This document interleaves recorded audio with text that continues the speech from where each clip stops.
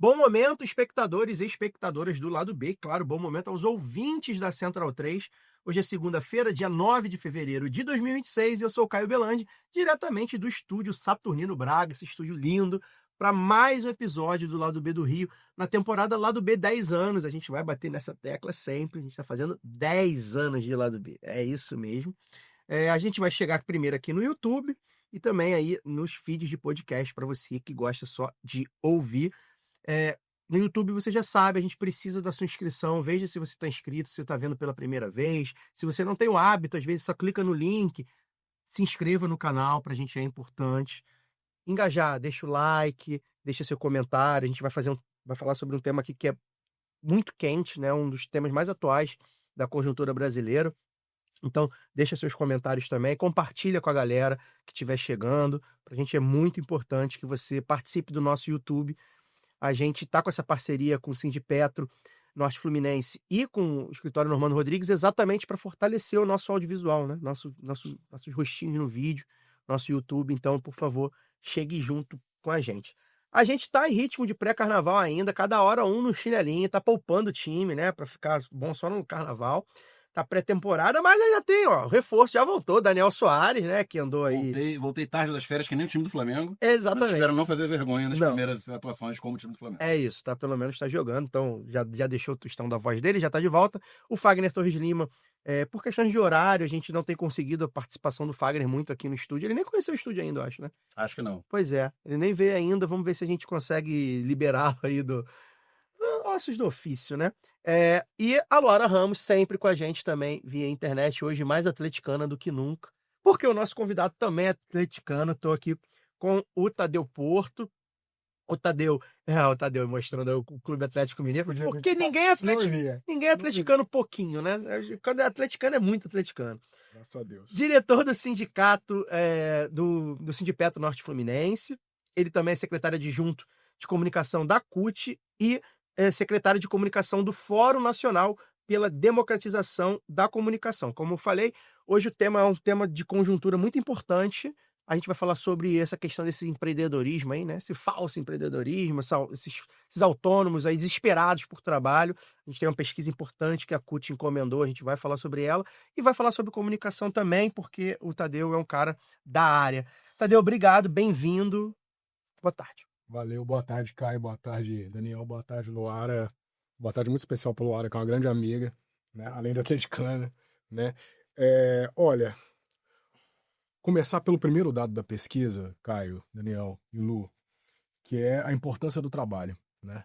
Quando é uma pesquisa, explicando um pouco melhor para o pessoal, né, que foi encomendada pela CUT para a Vox Populi junto com o Diese. Não sei se a nossa galera conhece o Diese. O Diese é uma ferramenta que os trabalhadores montaram ali na década de 60, 70, né, muito para combater os números que vinham sobre trabalho da ditadura militar. É talvez um dos principais pilares que nós temos dentro do movimento sindical em termos de análise de dados, de geração de dados, né? É um departamento extremamente importante de método, de confiabilidade, né? Então a Vox com o Diese montou essa pesquisa. A primeira pergunta que eles fazem é: quanto que você acha que o trabalho é importante na sua vida, né? E 70% das pessoas responderam como fundamental. 23% colocou como importante, mas não principal. Aí nós temos aí na casa de uns 93% o tanto que o trabalho é importante. Ainda mais aqui no Brasil, né? Então, nós começamos essa pesquisa com a galera falando: olha, trabalho 70% das pessoas estão aí, eu quero trabalhar, mesmo que seja até demais, como a gente sabe que a gente está dando uma exagerada nesse tempo nosso, tanto que a gente está trabalhando nesse futuro, ou nesse presente nosso de hoje, né? E é esse o debate que nós estamos procurando fazer, enquanto central sindical, enquanto sindicalistas, né? Para a gente pensar um pouco sobre o trabalho, porque o mundo do trabalho mudou e mudou de maneira muito radical. A gente sabe que, né, as revoluções tecnológicas, industriais vêm, acontecem e muda a maneira como nós seres humanos metabolizamos nossa energia na natureza. Essas são as definições de trabalho, né? Mas essa mudança de agora está sendo uma mudança abrupta, né? Você tem aí variáveis que estão no mundo, vamos dizer assim, do conhecimento, da física, vamos dizer assim, que a gente pouco entende ainda, né? Como, para dar um exemplo concreto, o trabalho plataformizado, né? O Guilherme Boulos está fazendo um debate muito legal sobre isso, como que só da Uber tem a mediação do trabalho, ela não tem os equipamentos, ela está levando 50% do lucro dos trabalhadores e das trabalhadoras, né? Ele colocou até o exemplo aí do corretor de imóvel, quanto leva, né? Então, assim, quem está dominando essa tecnologia de plataformismo, por exemplo, está explorando o trabalho e está explorando muito, né? Então, e você tem todo, e com isso vem todo esse argumento, essa narrativa, vamos dizer assim, de que também o trabalhador não quer ser tão trabalhador assim, quer ser empreendedor, na verdade, dono de si mesmo, né? E a pesquisa dá uma destrinchada muito boa nisso. Destrinchada mesmo da apresentação de slides, são 130 slides, né? São muitas perguntas, bem estratificados, quem é PEA, quem não é PEA, quem é autônomo, quem é liberal, quem é empresário mesmo, com funcionários e não funcionários, né? E os dados são bem legais da pesquisa. Quer ser dono dos meios de produção, é isso? O negócio. A grande questão aqui, cara, tá na questão do tempo. Isso aqui tá muito interessante. O trabalhador tá querendo ser dono do tempo próprio dele, vamos dizer assim. Que pode ser entendido como meio de produção. Pode ser entendido, né? Esse é um debate que é um debate muito conceitual, muito acadêmico e muito prático, né? A gente está falando da vida das pessoas e é curioso, a gente vai falar sobre isso no decorrer do programa, com certeza. É curioso como a questão do trabalho e a importância foi mudando exatamente como foram mudando as formas de trabalho. O nosso discurso, o discurso da esquerda, vamos botar assim, das esquerdas, né? Os discursos contra-hegemônicos também foram mudando a partir do próprio conceito de trabalho, foi mudando. Falando em mudança, não tem nada a ver com mudança não, Lara. Boa tarde. Boa tarde, Caio. Daniel, bem-vindo de volta, Daniel. Feliz ano novo, Daniel. Valeu, ainda não tínhamos nos falado por aqui. E um olá especial para você, né, Tadeu? Que, eu já estou ansiosa para essa conversa, porque finalmente você está aqui, né? Um companheiro querido e tão importante quanto um atleticano querido. Mas eu estou ansiosa porque, da última vez que você esteve aqui no Espírito Santo, a CUT não te deu paz, eu não consegui tomar nem uma cerveja. Que homem difícil esse homem, gente. A militância faz isso aí com a gente não consegue, às vezes, trocar uma ideia que não seja, né, por WhatsApp ou, né, aqui agora pelo lado B do Rio, então pelo menos isso. Já é para fazer minha pergunta, Caio? Ou você só está passando? Não. Eu vou fazer um recadinho antes, daqui a pouco eu te chamo. Joia. Tá bom? Só deu um tostão da minha voz. Isso, você dá seu boa tarde. Que temos muito para conversar aqui hoje. Pois é, o assunto é muito bom. Você falou do Tadeu ocupado, né, quando ele foi no Espírito Santo, eu deu aqui o currículo do homem, diretor de 500 coisas, né? Realmente não dá para tomar uma cerveja. Antes da gente... Pois é, de vez em quando. Mas acaba virando trabalho também. Tem que dar... pois é, esse é o problema do militante, né? Do descanso militante. Também um bom papo esse. Bem, mas antes da gente começar efetivamente, né, entrar nas perguntas, vocês sabem que a gente tá pedindo o apoio de vocês, né? O Lado B do Rio chega aí nesse ano, vai fazendo 10 anos, precisando, né, da ajuda de vocês. Financeira, principalmente, mas não só, a gente também quer que você esteja com a gente na divulgação do programa, compartilhando e tudo mais. Mas, para falar de grana, de money, a gente precisa que você, se puder, vá lá no apoia.se/Lado B do Rio. Aí tem as faixas de 10, de 20, de 50 e de 100 reais, o que der no seu bolso, o que couber no seu bolso. A gente sempre recomenda a faixa de 20 reais, que aí você vai para o nosso grupo do Telegram, né, o nosso conselho editorial, que está pegando fogo nessa semana com dicas de carnaval, que é o que importa mesmo, né? Convenhamos, a gente está aqui gravando na segunda-feira pré-carnaval. O bloco, qual setor, nessa pouco sai, como é que chega. Eles estão dando dicas lá, a gente até preciso pegar algumas dicas lá, o pessoal deu dia, o bloco tal, no Sapucaí, no dia tal, então assim, 20 reais por mês você tem essas dicas aí, e além de ajudar, claro, o Lado B do Rio, e principalmente a gente vai fazer um sorteio aí mega sorteio de obras incríveis da Boitempo, a nossa parceira, que ajuda a gente a captar os apoiadores e apoiadoras, sorteando aí 8 ou 9 obras. A gente está ainda debatendo, mas pelo menos 8 obras a gente vai sortear esse mês. São 4 obras sobre América Latina livre e soberana, que tá na moda, né? Até a NFL tá falando de América Latina livre e soberana, né? Com Barry Bunny. Então, livros de Hilo Surdo, Lenin, enfim, entre outros. Não tem livro do Bad Bunny? Não tem livro do Tem Bad Bunny, mas você pode... Clica aí no Spotify, que aí você dá dinheiro pro Spotify e dá dinheiro pro Bad Bunny. Enfim, isso aí é um bom debate também. Um dia a gente faz esse debate. Mas... Enfim, voltando. 4 obras sobre fascismo também. Então, são 4... A gente dividiu aí, né? 4 obras sobre fascismo de autores como Álvaro... Tá bem na moda. Tá bem na moda, tá? É contra o fascismo, tá, gente? É bom explicar também, né? Porque, né? A nossa audiência sabe, mas vai que pega o desavisado aí, opa, sobre fascismo eu quero viver 10 aí, né? É contra o fascismo, né? É contra e explicando por que é contra, né? Enfim, é uma coisa com bastante substância. Autores como Álvaro Bianchi, Pachucanes e Gramsci, né? Só isso, né? Enfim. Então você já sabe, apoia.se/Lado B do Rio. Eu vou fazer o sorteio a qualquer tempo, provavelmente ainda essa semana. Então corre aí, eu vou tentar fazer aí na quinta, na sexta. Corre aí para poder concorrer. Você também pode, se você gostar dessas obras e outras obras, você pode ir lá no site da Boitempo, tá?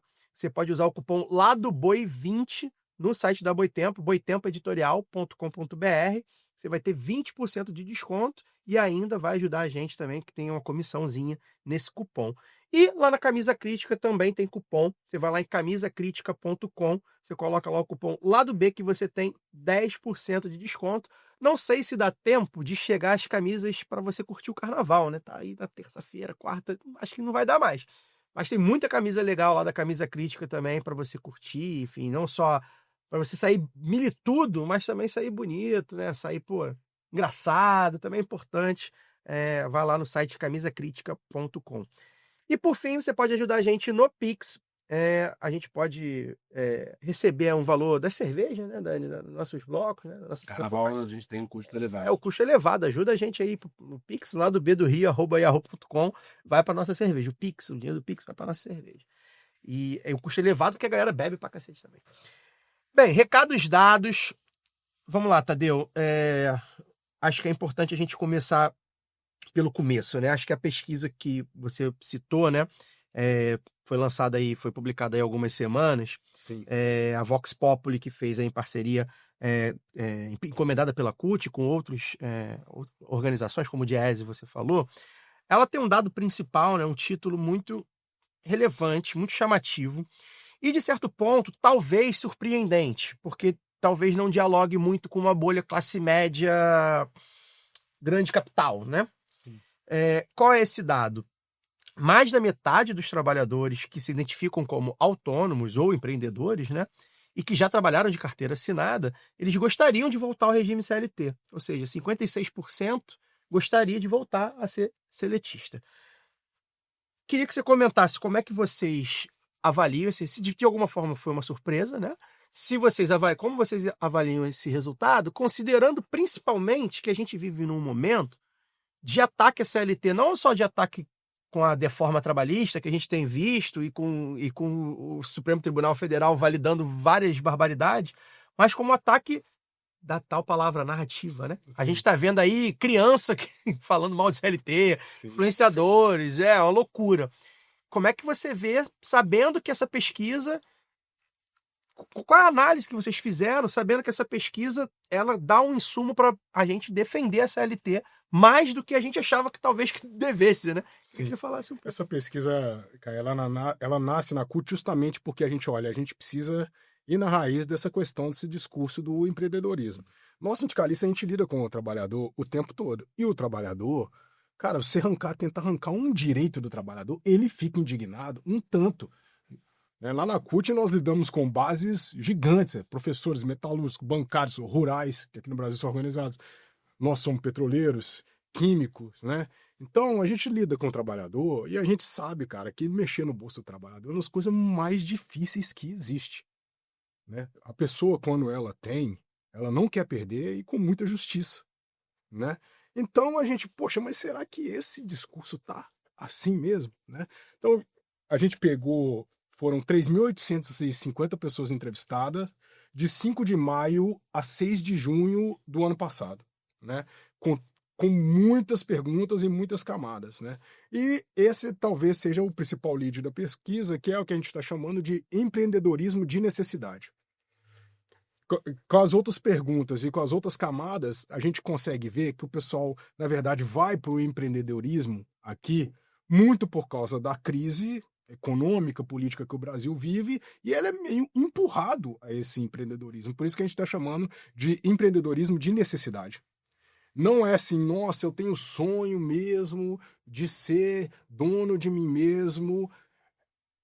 A narrativa existe, deve pegar algumas pessoas, principalmente as mais jovens, mas, no geral, o que empurra a galera para dita informalidade é, de fato, a conjuntura econômica, por isso esse nome que nós estamos dando de empreendedorismo de necessidade. Né? Então, quando a gente olha esse dado que 56% gostaria de voltar para a CLT, não nos pega de surpresa conhecendo o trabalhador e a trabalhadora do jeito que a gente conhece.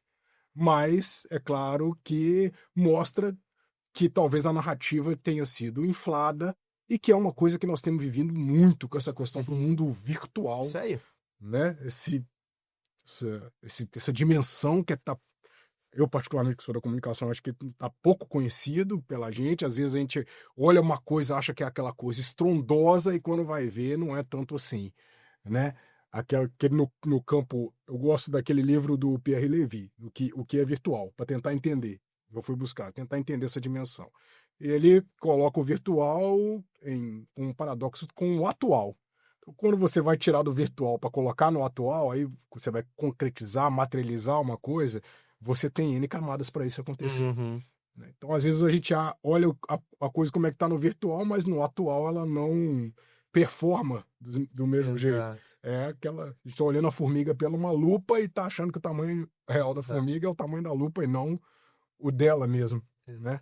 E eu acho que nós estamos um pouco nesse sentido, apesar de que a pesquisa traz coisas interessantes, sim, sobre alguns problemas que talvez tenham a CLT e que, pelo que mostra a pergunta, seria principalmente de jornada e de renda com tanto que a pessoa é exigida no trabalho. Exato. Muita gente reclama dos patrões, né? E aí parece que realmente nesses últimos tempos que a atmosfera ficou mais pesada, as pessoas estão com mais chicote na mão, né? Então aí o trabalhador ter que aguentar, né? O patrão humilhando ele, né? Como tá ali mais preso ao emprego, vamos dizer assim, pelas normas e pelas leis. Às vezes o patrão acha que pode bater mais, vamos dizer assim, isso não está fácil, pelo que a gente pôde identificar, mas a questão da jornada também é importantíssima. As pessoas querem ter um pouco mais de controle sobre a sua jornada, o home office trouxe isso, a plataformização trouxe isso, e isso os trabalhadores pegaram gosto mesmo. Né? Aquela jornada de 8 horas fixa, certinha, você vai chegar e vai trabalhar, ela começa a ser um pouco substituída por uma jornada um pouco mais fragmentada. A pessoa está em casa, ou tem um pouco controle do tempo dela, pode cuidar do filho ou da filha, pode cuidar do pai, pode cuidar da mãe, pode cuidar do próprio corpo, indo para academia ou não. Então, quando a gente pergunta para os companheiros e companheiras que são do mercado informal, né, o porquê do gosto, que tem quem gosta, realmente a questão da flexibilidade de jornada pega muito. Então, acho que é um desafio que nós temos que ter, que temos que nos debruçar, justamente que esse desafio do tempo, do trabalho, como que o trabalhador gasta o tempo dele com mais autonomia ou não. Né? Pois é, eu no meu trabalho, eu lido com principalmente mulheres, né, autônomas, da economia popular, né, cozinheiras, enfim, vendedoras, etc. E recentemente eu tive um debate com elas, a gente fez um debate sobre isso e veio essa questão, né, da CLT como um sinônimo de trabalhar muito e ganhar pouco, né? E aí eu, enfim, estava lá no debate e uma das coisas que a gente levantou lá é que não é para odiar a CLT, embora ela tenha problemas, né? A gente pode discutir isso. Mas é porque você não odeia a CLT. Você, na verdade, odeia trabalhar muito e ganhar pouco. Sim. Né? Porque a CLT...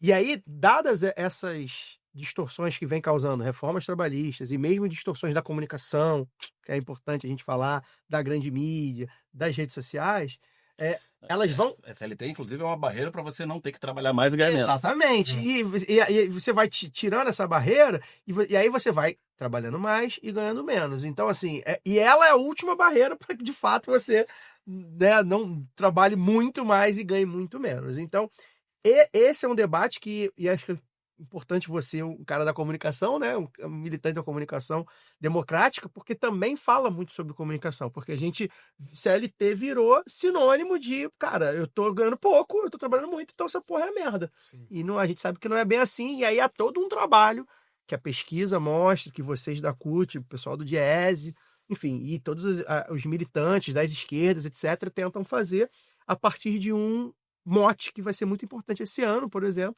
que é a redução da jornada 6x1, que também a gente vai chegar lá. Sim. Bora, Ramos. Nossa, já tantos elementos aí que eu nem sei muito por onde começar, mas vamos lá. Eu acho, Tadeu, assim, a primeira coisa que eu acho que me chamou a atenção, na verdade você já até tocou bastante nisso, né, o Caio também trouxe aqui da pesquisa, foram esses motivos, né, que levam as pessoas a empreender. Porque mesmo que a gente faça essa separação, que eu acho que é importante, né, entre quem começa a empreender por oportunidade, ou seja, porque identifica aí um problema, ou cria uma solução inovadora, né, que seria aí o ideal para quem quer empreender, a pessoa que tem vontade, de fato, e aí identifica essa oportunidade, desse empreendedorismo que, né, você está chamando aqui de necessidade, eu não sei nem se a gente pode chamar de talvez até compulsório, né, porque tem gente que às vezes não tem outra alternativa a não ser começar um negócio próprio. E aí, para dar esse próximo passo, as pessoas entrevistadas, elas listaram alguns motivos, né? Aquilo que a gente teve acesso. O primeiro que aparece é a flexibilidade do horário, né? Que você já trouxe aí. Já é uma pista também para a gente entender isso que o Caio acabou de falar, né? Porque que a luta pelo fim da escala 6x1 ganhou tração, e a partir das mesmas redes que também têm atacado o regime de trabalho CLT. Quer dizer, isso está em disputa, já que a gente vai falar de comunicação aqui também. O segundo motivo que mais apareceu foi essa coisa do ser meu próprio patrão. Você falou, né, ser o próprio o dono do próprio tempo, mas isso aparece muito como ser meu próprio patrão. A gente ouve muitas pessoas falando isso. Eu acho que é curioso, porque não é uma coisa assim, eu acho que isso também devia estar em disputa, deve, né, entrar, que não é não ter patrão. Tipo, eu não quero ter patrão, sabe? Eu não quero nem eu mesmo ser minha patroa. A figura do patrão não desaparece. Eu não sei se isso tem a ver também com uma herança escravagista que a gente tem, sei lá. Mas eu lembro daquela música do Zé Cabaleiro, que eu não sei se todo mundo que conhece, que está ouvindo a gente conhece, que ele fala, eu despedi o meu patrão, né? Vocês já ouviram essa? Uhum. Que ele fala, eu pago pelo meu sossego, né? Ele roubava o que eu mais valia, e eu não gosto de ladrão. Ninguém pode pagar nem pela vida mais vadia. Eu despedi o meu patrão. Então, assim, quer dizer, aos poucos me parece que o tempo, como você falou, Tadeu, ele vai entrando nessa conta. E aí, como é que a gente faz para poder pagar, em forma de salários e benefícios, o que vale muito mais do que dinheiro, né? Porque eu acho que é um pouco uma despedida da ideia do tempo é dinheiro. Porque são duas categorias diferentes de medida, né? O tempo, ao contrário do dinheiro, a gente não consegue acumular, né? Mas ao mesmo tempo a gente sente essa pressão, né? Falando aí de patrão, daquilo que o Byung-Chul Han chama, né? Trata na sociedade, né? Do cansaço, em que as próprias pessoas elas tendem a se cobrar como um patrão de si mesmas, né? Porque precisam performar, porque agora todo mundo é empreendedor, nem que seja digital, porque eu acho que o digital não entra muito nessa conta, mas existe esse empreendedorismo em que, sei lá, eu sou dentista, e aí eu tenho que criar um perfil sobre odontologia e fazer conteúdo, postar frequentemente para poder atrair cliente, porque só depende de mim. É uma coisa individualista que vai nessa, né? Eu estou fazendo esse comentário enorme aqui para dizer que, assim, parecia, antes da pesquisa, que esse bonde já tinha passado, né? Que as esquerdas elas tinham perdido o debate sobre o empreendedorismo, mas a pesquisa traz esses motivos que também revelam várias contradições, né? De gente falando, por exemplo, como, né, o Caio trouxe no primeiro bloco, de que gostariam de ter um emprego formal. Então, eu acho que é um deslocamento da discussão que pouca gente parece ter coragem de fazer atualmente. Que é essa, assim, a gente não está discutindo, não são as condições para empreender, que é aquela coisa de, empreender no Brasil é muito difícil, a gente precisa criar as condições porque as pessoas estão querendo empreender, né? É a falta de postos de trabalho que sejam dignos, por isso que as pessoas vão, né? Assim, é a precarização do mercado de trabalho que afasta as pessoas de tal forma que vale mais a pena correr risco de empreender, mesmo sem as condições necessárias, sem formação, sem financiamento adequado, né? Então, assim, me parece que não é exatamente uma disputa ideológica como parte do campo progressista eu pensava até pouco tempo atrás. Aí eu vou para a minha pergunta. Como é que a gente desloca, então, esse debate para a construção de políticas públicas que garantam direitos trabalhistas? Então, aí eu não estou falando também só de revogar a reforma trabalhista, mas de construir uma nova CLT, porque, assim, por mais que a gente fale de defesa da CLT, me parece que o modelo como a gente ainda tem hoje, né, pós-Constituição de 88, antes e depois da reforma trabalhista, ele também não garante coisas que atravessam o trabalho, como, por exemplo, segurança, transporte público de qualidade, porque aí o trabalho, deslocamento do trabalho, o trajeto do trabalho, ele também entra na conta. Então, assim, eu queria que você comentasse, você falasse, né, como a comunicação da central, aí pensando em você já na comunicação, tem feito essa disputa. E se você puder falar um pouco também sobre a estrutura da própria CUT, né? Se existe algum movimento de reorganização pensado para esse novo mundo do trabalho, não só do jeito que está aí, mas principalmente do jeito que a gente quer, né? Que garanta dignidade, autonomia, liberdade de negociação, inclusive. Tudo isso aí, fique com essa bomba, porque sua vida deve estar muito tranquila agora que o Rony foi embora. Olha, Lu, a gente tem sim, e na verdade uma articulação nós, a CUT, né? Inclusive mundial, a CUT ela é extremamente respeitada no mundo todo. Quando o Lula vem, então, aí vira uma loucura, né? O Lula é muito conhecido, muito respeitado. Eu já tive a oportunidade de ser secretário internacional da FUP, tive agendas internacionais pela CUT agora, na China, nos Estados Unidos, né? Nós temos cadeira na OIT, nosso secretário internacional, sabe? E esse é um tipo de debate que o mundo inteiro está fazendo, de certa maneira, e a CUT atua como protagonista. Tivemos um encontro agora na CUT, essa semana, de trabalhadores informais de 20 países, para justamente discutir, né, como que vai ser esse novo arcabouço legal, se é assim que a gente pode chamar, tendo em vista as novas tecnologias e a nova conjuntura nossa, né? Mas é, de fato, muito profundo e é muito difícil, né? Eu realmente nem sei. Quando você coloca, por exemplo, formular as políticas públicas, eu estou lendo agora, terminando de ler História de Luta dos Trabalhadores, do Vitor Gianotti, que é aqui do Núcleo Linca de Comunicação. Sim. E o Brasil, por exemplo, ele tem uma veia anarco-sindicalista muito interessante, com uma negação ao Estado forte. Inclusive, a CUT nasce um pouco na década de 80, negando o sindicalismo mais varguista, vamos dizer assim, né? Com forte... A herança do sindicalismo brasileiro, 40 anos anteriores. Exatamente, que vem com muita força na década de 30, né? Mas a estrutura, por exemplo, o sistema S, por exemplo, ele vem dos trabalhadores, né? Sustenta a cidade aí. Por tudo que é lugar do Brasil, os caras podem até dar um golpe na presidenta, colocar um pato na frente de um prédio, né? E ir pra cima. A Fiesp tem dinheiro, e não é pouco dinheiro que a Fiesp tem, e faz política adoidado, elege deputado, elege... Se bobear, elege até presidente, né? Vice-presidente, Fiengo, José Alencar foi vice-presidente do Lula, por exemplo. Então é tudo dinheiro do trabalhador. Tudo, de alguma maneira, é herança do Estado junto com o trabalhador, né? Mas aí você tem essa veia anarco-sindicalismo do Brasil, na negação do Estado. Por exemplo, a CUT era contra o imposto sindical, né? Que aí fica, olha, o Estado não dá conta do mundo do trabalho, vamos dizer assim, que eu não consegui entender direito como que isso funciona, né? A última vez que os chineses estiveram aqui foi muito interessante. A gente foi conversar com eles e eles começaram a perguntar como é que funciona o esquema de vocês. O sindicalizado, ele paga se quiser, mas se o sindicato assina um acordo coletivo, o cara que não paga vai ganhar a mesma coisa que o cara que paga. Vai. O chinês que estava conversando comigo pela tradutora, ele me olhou assim, nossa, falou alguma coisa e tal. Aí a moça falou, ele está tentando entender essa bagunça. E usou a palavra bagunça mesmo, sabe? Porque lá hoje em dia está extremamente centralizado. Mas muito sério, centralizado. Né? Muito centralizado. Tive a oportunidade de conhecer a central sindical deles, né? Tive a oportunidade de conhecer os quadros sindicais deles, que também são presidentes dentro da empresa e também são do Partido Comunista, tudo ao mesmo tempo.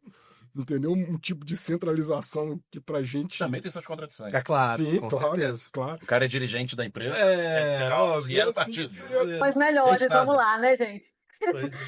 Queria eu que a gente tivesse trabalhadores nos assentos das empresas e também fosse quadro partidário e pudesse tomar porrada de todos os lados. É muito interessante o jeito que a China tá, cara. Claro. Realmente, alguma coisa certa ali tem. De falar que não chama atenção... A gente teve lá, viu a estrutura deles, a estrutura sindical deles tá legal demais. Eles têm uma coisa que eles chamam de nuvens de direitos, cara. Que caramba, o trabalhador tem uma conexão com a central sindical que é absurda. São bilhões de pessoas, né? E eles colocaram a gente tipo numa sala Missão Impossível, sabe? com um telão, ó, aqui está o call center dos trabalhadores, tanto de advogado e sindicalista atendendo os trabalhadores em tempo real. Em tempo real você via qual que era a conversa, estava lá um mapa, né? 40% estou falando de falta de pagamento de salário, 30% estou falando de acidente de trabalho, tudo ao mesmo tempo. Entendeu? Então, e o aplicativo de namoro deles era dentro do aplicativo do sindicato. Olha o Petinder aí. Que aliás, eu tinha uma amiga, Maria Gorete na Ou com o Tinder. Se bem que com o Tinder não fica muito bom, né? Tinder é... Com o Tinder fica muito sugestivo. Ficaria bom até demais. Pois é, fica muito estraga. sugestivo. É. Tão bom que estraga. Mas, cara, então, assim, mas tem isso, né? Uma centralização ali que nós aqui... É uma outra estrutura. Na América Latina, se começar a centralizar a gente desse jeito, a gente vai começar a ficar com raiva. Outra parada. Entendeu? A gente... E essa coisa do anarcossindicalismo é bem interessante, né? Porque, de fato, coloca as bases do sindicalismo brasileiro, com a greve de 1917, de maneira muito forte, sabe? E tem hora, velho, que o Estado faz raiva demais na gente mesmo. Entendeu? Aqui no Brasil nós temos Justiça do Trabalho, por exemplo, tem hora que você vai para a Justiça do Trabalho que é para passar raiva, né? Nós acreditamos que a mediação seria melhor pelo sindicato mesmo, empresa sindicato, essa mediação, não precisasse fugir muito dela, só em casos muito extraordinários, sabe? Mas enfim, como a gente resolve esse imbróglio, bom, é o desafio do nosso tempo, né, Lu? Porque de fato entender como que essas novas tecnologias entraram dentro da gente tá muito difícil. Eu acho que tem uma coisa interessante aí da questão do individualismo. Não sei explicar direito, né? O Zé Paulo Neto gosta de falar que nós somos uma constante tensão entre um ser singular e um ser coletivo, né? Nesse sentido, até quando ele explica o que é trabalho, eu vi esse videozinho dele no YouTube. Nesse sentido, parece que o pêndulo está caminhando para esse lado do singular. Então as pessoas estão pensando muito no individual, por bem ou por mal, sem fazer juízo de valor, né? Então quando você quer controlar um tempo mais próximo ao seu tempo e não ao tempo coletivo, então uma coisa mais de singularidade, que você está com um elemento que é o celular, que é praticamente um portal para uma outra dimensão, que acumula dados de você mesmo, né, e trabalha dados de você mesmo o tempo todo com você, com a sua energia do presente.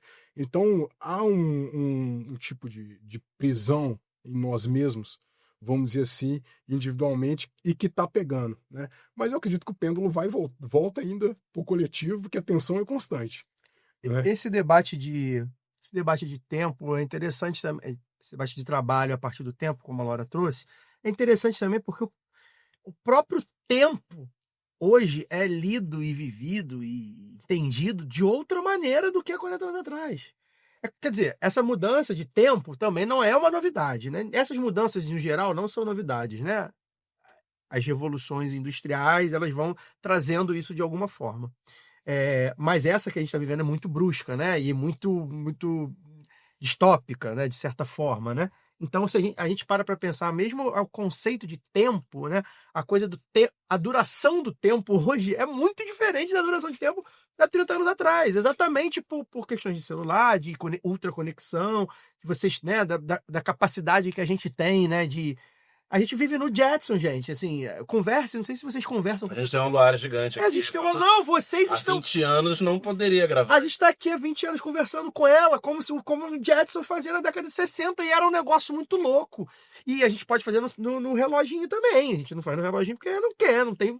E como o Jetson fazia, e aquilo pro meu pai, pra minha mãe, era, cara, pô, que loucura, distante. É um futuro distante. E hoje, hoje é cotidiano, a ponto de, tipo assim, a gente nem para refletir no que a gente está fazendo aqui agora. E mesmo o nosso conteúdo está chegando em você, da forma que está chegando. E essa coisa foi... E isso afeta no tempo. E que, por consequência, vai afetar o trabalho, né? Eu acho que é muito claro isso. Quando as pessoas falam... Eu acho isso também... É um debate... Eu já vi acontecer nas redes, por gente boa, né? Gente legal. E eu acho que é um debate que também vai precisar começar a ser feito, inclusive no âmbito do fim da escala 6x1. Quando falam pra gente que tempo é dinheiro, não é mentira. Porque eles compram o nosso tempo. Mas não foi a gente que valorou o nosso tempo. A gente não disse quanto era o nosso tempo. Foi, entre aspas, o mercado. Foi o mercado, foi a indústria, foi o comércio, foi a economia que falou assim, tempo é dinheiro. Às vezes, e eu mesmo, eu tenho muito isso, por ter sido um pouco mais crítico quanto ao trabalho atual. Então, assim, cara, é isso, assim, não, vou pagar aqui, sei lá, vou no mercado, isso acontece efetivamente, vou no mercado mais caro, com a fila menor, por quê? Tempo é dinheiro, eu estou comprando o meu Perto da tempo. sua casa. Eu tô morando em São Paulo, agora eu sou mineiro, né? Tô morando em São Paulo e pra mim é muito isso, né, velho? Eu tive uma experiência fantástica. Eu tenho a oportunidade de viajar ao Brasil, né? Então, quando sindicalista, estive na COP30, lá em Belém. E aí, eu precisava ir no supermercado para comprar coisa para café da manhã, e aquilo tava me deixando doido, porque você não tem mais as prateleiras prontinhas, o queijo, o presunto ali, o pão tudo bonitinho. Em São Paulo você faz isso com tempo 3 vezes mais curto, vamos dizer assim. Você já vai pegar a prateleira aqui, rapidão. Lá em Belém, a galera ficava na fila, batia papo na fila, a moça que cortava, batia papo junto, e eu tô assim. Aquele supermercado que pra gente aqui no Sudeste é dos anos 90. Você entra na fila do queijo, entra na fila do presunto. Os anos 90, tipo assim, parou no tempo, né? O que tá certo, vamos dizer assim. Eu falei, essa galera tá certa. Eu não acho que os paulistas Poderia ser assim, né? Não, poderia ser não é assim. assim? Por que nós estamos tão acelerados? Mas a questão do tempo, cara, bom, pra mim nós temos um dos maiores intelectuais do mundo brasileiro, que é o Milton Santos. Toda vez que eu for estudar comunicação, eu esbarro nele de alguma maneira. E é uma coisa sensacional. E quando ele escreve Natureza do Espaço, ele introduz o livro, ele fala, olha, a física já aceitou que o tempo e o espaço tá junto. Tá na hora da geografia aceitar também. E a gente... Para mim, um dos paradigmas que existem, que a gente não conseguiu entender direito, é isso. Esse conceito que vai unir tempo e espaço. Não dá mais pra gente separar, analisar separadamente. Dilata o espaço, né? A gente pode, dependendo do tipo de trabalho, você pode trabalhar num espaço geográfico totalmente diferente. Exatamente, por causa que você tem esse portal dimensional. A grande questão do tempo para mim são as ondas eletromagnéticas. Você pensar no alarme do celular. Se você vivia em conexão com a luz do sol, por exemplo, aí você está mais conectado com as estações do ano, aí você tem uma natureza que te cerca e você está mais atenta a ela, porque é a luz dela que vai te acordar. Agora, a partir do momento que você deixa o eletromagnetismo entrar na sua vida, que é infinitesimal, que é o alarme do celular, por exemplo, aí você começa a ter mais controle seu. Aí eu não quero acordar mais quando o sol nascer, no verão, né, no meio de fevereiro, 5h30. Eu quero acordar 6 horas, eu quero acordar 5h01, 5h02, eu quero colocar o alarme 3 vezes para poder tocar, né? Eu acho que tá um pouco, o paradigma tá um pouco nisso, nessa ideia de tentar entender como que funciona essa lógica de tempo e espaço. Só já que a gente entrou no papo do paradigma, né? Você falou na sua abertura sobre a questão de crise conjuntural, né, que empurra muitas pessoas para o dito empreendedorismo e tal, e falou também, né, que as pessoas fogem do patrão, mas não necessariamente o patrão no sentido clássico, mas mais às vezes de um capataz, né, do cara que está com o chicote na mão, não necessariamente o cara que é dono O gerente da empresa, o gerente de nível médio, que é aquela que está em contato direto com o trabalhador. Exatamente. É o trabalhador premium, né? É o pobre premium que falam. Mas até que ponto essa é uma questão, já que a gente viu aí no governo aí Lula 3, dos últimos 3 anos, né, de retomada de crescimento econômico, queda dos índices oficiais de desemprego, mas quando a gente entra nos detalhes dos números do IBGE, vê que muita gente não está na estatística de desemprego porque parou de procurar emprego, né? Porque a estatística de desemprego é ver quem procura emprego. As pessoas foram, não só tem uma taxa de desalento, mas principalmente porque foram trabalhar no dito setor informal, no dito empreendedorismo. Então, até que ponto essa crise é conjuntural, é da conjuntura econômica, ou é uma mudança de estrutura econômica que tira a chamada empregabilidade também de certas pessoas, porque certo tipo de emprego ou não vão existir mais dentro dessa mudança de estrutura, dessa mudança de paradigma, ou não vão remunerar as pessoas da forma como seria, né, justo que essas pessoas recebessem, o que elas já receberam um dia.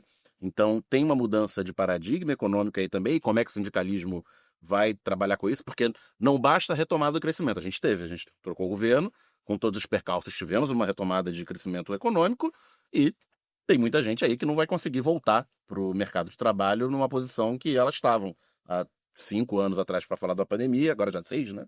tá ficando distante, ou há 15 anos atrás para falar de antes da crise econômica após 2014?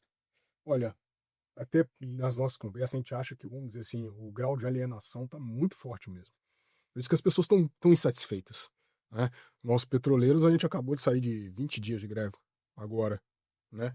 Mesmo tendo um acordo coletivo muito bom, mesmo tendo uma proposta na mesa que poucas categorias do Brasil teriam, né? Mas por quê? Porque a galera sabe que está gerando muito mais dinheiro do que está recebendo. Não tem como, né? O cara vê o Petrobras com o lucro que tá, jogando dividendo pro alto igual o Silvio Santos. Aí, pô, mas primeiro vem o trabalho, depois vem o dinheiro. Se não estivesse trabalhando, não teria a renda, né? Então sabe que há um grau de injustiça aí, né?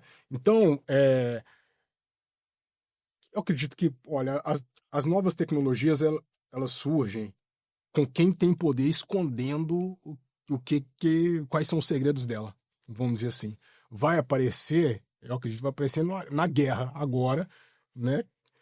Um tentando destruir o outro, me parece que a humanidade funciona mais ou menos assim, né?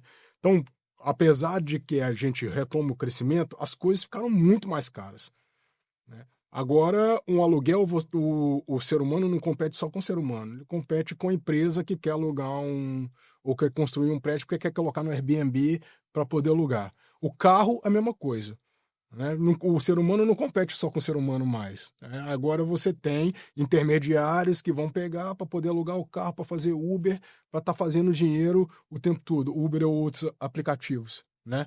Então, é isso. É uma mudança estrutural, com certeza, na minha visão, né, que está impactando a conjuntural, mas é muito estrutural, que está vindo com as novas tecnologias. É uma revolução tecnológica que nós estamos vivendo e quem tem muito poder está escondendo. O nosso dever geral, vamos dizer assim, é de tentar encontrar os segredos que os bilionários estão escondendo.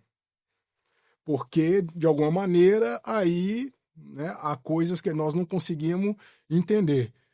Quando a gente fala, por exemplo, de tomar os meios de produção, né, que é muito legal refletir sobre isso, mas hoje em dia seria como? Um motorista de iFood, ele está com a moto dele, é um meio de produção dele. Então, tomar o meio de produção seria o quê? Tomar o data center, onde que tá os dados dele, que o iFood está utilizando para poder manipular ele com um reforço positivo, para poder punir, né? O debate do PL dos aplicativos está muito interessante. Teve uma audiência pública. Eu tenho uma grande amiga, a Karina, que é a presidenta do Sindicato Motorista de Uber do Rio Grande do Sul. Os motoristas de Uber já estão se organizando no sindicato. Eles só não têm reconhecimento, né? Inclusive participaram da mesa de negociação. A Karina foi uma que participou através de um convite nosso da CUT, né? Então ela faz uma explanação lá, por exemplo, na audiência do Fachin, explicando como que existe uma vigilância gigante dos motoristas por parte do Uber, por ter os dados dos motoristas, sabe? Que é muito interessante, eu recomendo todos a verem, né? Como que, porra, o motorista tá parado, né? Ó, o aplicativo começa a apertar o cara. E eles alegam que é tudo algoritmizado, né? Tudo automatizado, que ninguém faz nada. Mas onde estaria esse meio de produção? É o algoritmo? Era o software? Também tem viés, né? Claro. Sim. Foi feito por ser humano, mas está ali. As ondas eletromagnéticas estão presas em algum lugar. O Marx falava não só da propriedade dos meios de produção, mas do comando sobre trabalho. Sim. Então, às vezes, é isso. O cara o Uber não é dono do carro, não é dono de nada. Mas ele tem um controle total. Controle muito maior do que um dono de fábrica tinha 150 anos atrás. Sim. Mas aí a gente vai ter que formar um exército de hackers. Por exemplo, a gente vai ter que encontrar esses data centers e explodir eles para ver o que acontece quando esses dados pararem de existir. Como é que ficaria a humanidade sem isso que a gente chama de dado? Que ainda falar que é o novo petróleo ainda, né? Nós nunca precisamos disso para viver. Precisa de oxigênio, né? De minerais básicos, água e tal. O dado em si, não, mas se propõe acabar com isso tudo para ver se a gente consegue. O que aconteceria nessa sociedade? Agora que nem o dinheiro é material mais. Pois é. É uma nota de 50. Eu tenho brincado com a galera, a gente fala de comunicação. Já uma frase que eu escutei muito, que é louco não rasga dinheiro, né? Então o Pix acabou com os loucos, porque você não consegue rasgar dinheiro no Pix. Não tem materialidade? Tem materialidade, infinitesimal, né? Mas a gente mal domina essa física para poder ir lá e rasgar. Nós vamos rasgar o que? O átomo? Para poder rasgar o dinheiro no Pix? Eu acho que esse é o cerne do paradigma, que é muito difícil mesmo pra gente. Nós estamos vivendo uma coisa assim, uma mudança abrupta e estrutural, sabe? E o primeiro sentir é o trabalhador, porque ele sabe que está pegando a energia dele, está acordando todo dia, podia estar fazendo coisas que gostaria mais, né? Inclusive se sente culpado por não estar fazendo, cuidar de alguém que é importante, um pai, um filho, né? Não vou fazer porque eu preciso do dinheiro, né? Milton Santos fala que dinheiro é um dos grandes ditadores. Dinheiro e informação. Ele é danado demais, Milton Santos. Né?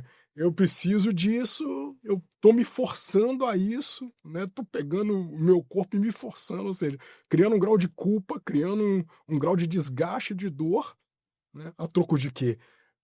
Esse tipo de desarmonia, para mim, a gente está enfrentando um ápice dela, certamente. Claro. Aqui ouvindo e achei ótimo, Tadeu, que você trouxe essa reflexão sobre o tempo, porque eu ia fazer essa provocação no início. Falou, olha, Tadeu tem uma das reflexões sobre o tempo que eu mais gosto de ouvir. Não sei se dá tempo de destrinchar aqui, acabou que vocês mexeram um pouco com isso. Então, saibam que ele também tem. Então, já citou aqui Milton Santos, Zé Paulo Neto, daqui a pouco cita Jackson do Pandeiro também, que eu sei que está nas suas referências aí. Agora queremos saber quando é que você vai escrever isso, porque eu quero ler isso também, viu, Tadeu? Mas tem uma coisa assim, eu queria saber como é que, se tem, né, na pesquisa, que eu ainda não tive acesso a tudo, desse recorte, né, um recorte de gênero que eu acho que precisa ser feito. Porque quando a gente fala de empreender por necessidade, uma das coisas que aparecem bastante, assim, Caio até já citou, de mulheres empreendedoras. Uhum. E aí, eu acho que a maternidade também é uma coisa que aparece muito marcante ali, porque muitas vezes essas mães não conseguem voltar, retornar, né, ao mercado de trabalho, porque não tem com quem deixar seus filhos, porque não tem creche bastante, porque também simplesmente não vale a pena, né? Às vezes, mesmo pagando, você vai gastar muito mais com uma creche, né, particular, com uma escola particular, do que você mesmo cuidar. Não cabe na vida dessas mulheres mais, e aí não é um problema da maternidade, é um problema de como é cruel maternar numa sociedade como a nossa. Por isso que eu falei na minha primeira pergunta, perguntando, né, de construção dessas políticas públicas que permitam à classe trabalhadora ter postos dignos. E aí eu queria saber se aparece ou como aparece esse recorte de gênero também na pesquisa, né? Como é que quem é que está empreendendo por necessidade, qual é quais são esses marcadores, né? Porque a gente também sempre pensa muito, acho que primeiro, nos trabalhadores plataformizados, que também tem recortes de gênero e raça, né? A gente está falando principalmente de jovens negros, e também com uma escolaridade menor. E mesmo acontece agora um outro problema, que é justamente das pessoas com curso superior, mas não conseguiram ser abarcados por esse mercado de trabalho. Então, como é que esses recortes aparecem? Eu trouxe o de gênero primeiro ali, mas se você puder trazer para a gente um panorama geral e também as suas impressões até para a gente poder pensar, né, nessa formulação que eu falei de políticas públicas que não são só revogando a reforma, né? Eu acho que assim, o Lula veio com essa lá atrás, antes da campanha em 2022, o Lula falava muito disso, de enfrentar a reforma trabalhista. Acabou que a gente, ele esqueceu, a gente também, como classe trabalhadora, foi deixando para lá. E porque, não, assim, eu nem vou falar, não é passando pano, tá, gente? Eu tô falando assim, surgiram novos desafios, a verdade é essa. Só que aí a gente vai sendo atropelado o tempo todo e a gente nem revoga e nem constrói o novo fim de mundo, que eu tô chamando, né? O novo fim de mundo possível. Então, assim, pra gente, eu falo desses recortes porque eu acho que eles ajudam a gente a pensar nas possibilidades também. Aí, o que você traz aí, tanto da pesquisa quanto das suas impressões, rodando o Brasil, rodando o mundo? Caio também quer falar? Não, porque você falou, ele esqueceu, eu achei engraçado, né? Esqueceram por ele, né? Esqueceram por ele, não, esquece isso aí. Eu só para complementar, permita-me uma parte, Lara, para complementar a sua pergunta sobre recorde de gênero, você falou de maternar, de mulheres e enfim, pessoas que cuidam de filhos, mas que também dialoga um pouco com uma nova realidade, um novo desafio que vocês já devem estar aí trabalhando, né? Que é a tal da economia do cuidado, né? A gente vê as pessoas que estudam, né, o mercado de trabalho, o trabalho, a economia do cuidado, né? As pessoas que, principalmente mulheres, né? E aí principalmente mulheres de baixa renda, não brancas, etc., que tem muito, acabam ficando muito nesse trabalho, né? Que efetivamente é um trabalho, e aí entra inclusive no que a gente estava falando de tempo, né? Porque efetivamente usa-se o tempo e a força, né? A força de trabalho. Como é que a CUT, enfim, e as organizações de trabalho também estão vendo isso para dialogar com os trabalhadores mais, né, mais típicos, digamos assim, da fábrica, do escritório, etc. Vou começar com um dado da pesquisa muito interessante, Lu, que aí envolve gênero, raça, orientação sexual também. É muito interessante mesmo, que é a parte que fala dos sindicatos, né? E aí, a gente tem formação no movimento sindical, a gente aprende que o movimento sindical nasce num tripé, né? Que é lutar por jornada, melhores salários, saúde e segurança do trabalhador, né? E essa pesquisa mostra esse núcleo como os 3 mais importantes, mesmo quando a gente pergunta para os trabalhadores o que eles esperam dos sindicatos, né? E os sindicatos estão com boa avaliação na pesquisa também, e isso nos surpreendeu, nos deixou feliz, né? Só que aí o 4º item é justamente combate à discriminação. É uma coisa nova que chega, né? E quando a gente olha para o nosso meio, de fato, por exemplo, o movimento sindical foi porta de entrada, né, principalmente o organizado, com mais força, vamos dizer assim, para muitos trabalhadores e trabalhadoras que buscaram o combate à discriminação, né? Nós petroleiros mesmo, eu posso falar com mais propriedade, porque eu conheço, né? Nós temos o coletivo PCD, o coletivo LGBTQIA+, o coletivo de mulheres, né? O coletivo de negros e negras, de raça, né? Então, de alguma maneira, isso mostra que a questão da discriminação chegou muito forte no trabalho, né? E que as pessoas estão buscando lutar contra ela através dos sindicatos. Esse é um dado da pesquisa muito interessante. Se eu não me engano, fica em 4º lugar, fica pau a pau ali com a questão de saúde e segurança do trabalhador, onde os trabalhadores veem coisa importante do sindicato. Quando você falava, Lu, tentei achar aqui os números, não consegui, mas vou ver se eu consigo achar um outro dado interessantíssimo, né? A pesquisa divide em PEA e não PEA, né? População economicamente ativa. O não PEA é aposentado, estudante, dona de casa, esqueci o outro agora, desempregado, né? Na taxa de gostaria de eu sou não PEA, gostaria de ser PEA, gostaria de trabalhar, o número de donas de casa que gostaria de trabalhar é muito maior. É muito maior. Então, se a gente está falando aí do necessidade ou compulsório, como você mesmo falou, Lu, de fato há um tipo de força que mantém as mulheres trabalhando dentro de casa, né? Eu acho que isso é perceptível para a gente. Eu acho que a pesquisa é mais um dado onde a gente pode trabalhar isso. Como que o trabalho reprodutivo da vida, né? E aí a gente tem muitos debates sobre isso. O 8 de março tá aí, o coletivo de mulheres sindicalistas estão se organizando muito forte, cada vez mais forte, né? Onde esse debate entre a gente é consolidado, vamos dizer assim, do tanto que o trabalho reprodutivo da vida é invisibilizado, né? Não é tratado da maneira com que ele tem que ser tratado. Mas aí é um grau de profundidade também muito, muito pesado, né? Dessa minha visita para os Estados Unidos, por exemplo, quando eles vão ter a CLT deles, que é o NRLA, eles conseguem passar essa lei em 1937, se eu não estou enganado, é um ACT, né, que eles chamam, deixando fora as trabalhadoras de casa e os rurais. Esse é o grande acordo que eles conseguem fazer para ter CLT. Nós tínhamos uma trabalhadora rural O Brasil também, né? O Brasil também, mas o Brasil conseguiu avançar um pouquinho mais, sabe? Porque nós tínhamos uma trabalhadora rural lá, organizada, que os sindicatos rurais receberam uma pancada gigante com essa questão do INSS, porque financiava um bocado a CONTAG, por exemplo, é uma baita de uma instituição, infelizmente foi levada no bolo com essas associações picaretas, né? Que, enfim, fizeram...